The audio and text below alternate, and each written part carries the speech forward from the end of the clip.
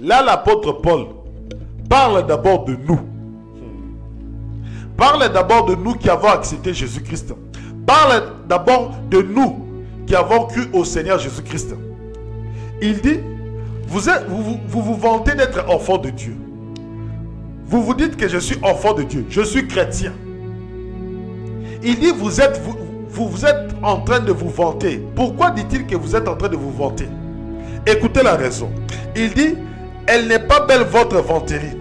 Ne savez-vous pas qu'un peu de levain fait lever toute la pâte? Purifiez-vous du vieux levain pour être une pâte nouvelle. Une pâte nouvelle, c'est-à-dire quoi?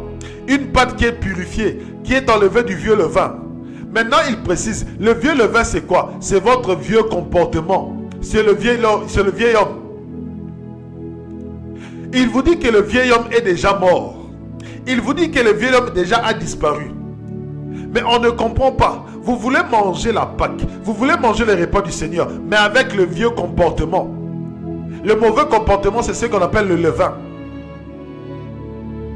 C'est ce que l'apôtre Paul appelle le levain. L'apôtre Paul regarde les chrétiens de Corinthe. L'apôtre Paul regarde les enfants de Dieu de Corinthe. Il les regarde, il regarde leur comportement. Mais il dit qu'ils ne se sont pas encore purifiés. Ils ne se sont pas encore débarrassés des vieux comportements. L'apôtre Paul, ce n'était pas que son souci, ce n'était pas d'empêcher les enfants de Dieu de manger, de fêter la Pâque. Non, ce n'était pas ça. Son souci était le comportement des enfants de Dieu à Corinthe. Comme toi et moi, aujourd'hui, ce matin, notre souci doit être notre comportement. Est-ce que notre comportement cadre avec la parole de Dieu? Est-ce que notre comportement cadre avec ce qu'on appelle enfant de Dieu?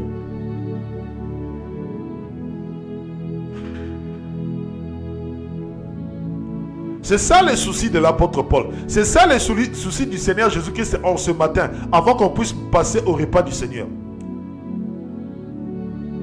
Parce que pendant ces 3 jours où nous nous sommes purifiés, pendant ces 3 jours où nous nous sommes sanctifiés, pendant ces 3 jours où nous nous sommes consacrés pour les repas du Seigneur ce dimanche, nous nous sommes sanctifiés, purifiés, c'est-à-dire qu'enlever tous les mauvais comportements. Enlève tous les mauvais comportements. C'est ça que je veux dire.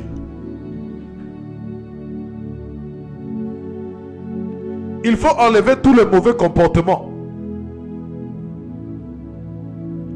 Mais le souci, avant même que les enfants de Dieu puissent manger la Pâque à Corinthe, l'apôtre Paul le fait asseoir. Il leur dit ceci. Il dit encore, purifiez-vous du vieux levain pour être une pâte nouvelle, puisque vous êtes des pains. Car notre Pâque, le Christ a été immolé. L'agneau de Dieu a été immolé. C'est-à-dire qu'il a été sacrifié. C'est-à-dire qu'il a été mis à la croix pour nous. Christ est devenu notre Pâque à nous parce qu'il a été crucifié à la croix.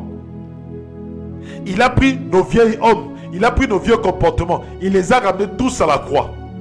Et lorsqu'il est mort avec le vieil homme, c'est-à-dire qu'il est mort avec tous les mauvais comportements. Alléluia.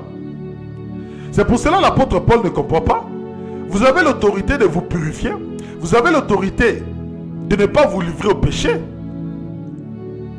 Parce qu'un enfant de Dieu, s'il se met à pécher, c'est qu'il a décidé de se livrer lui-même au péché.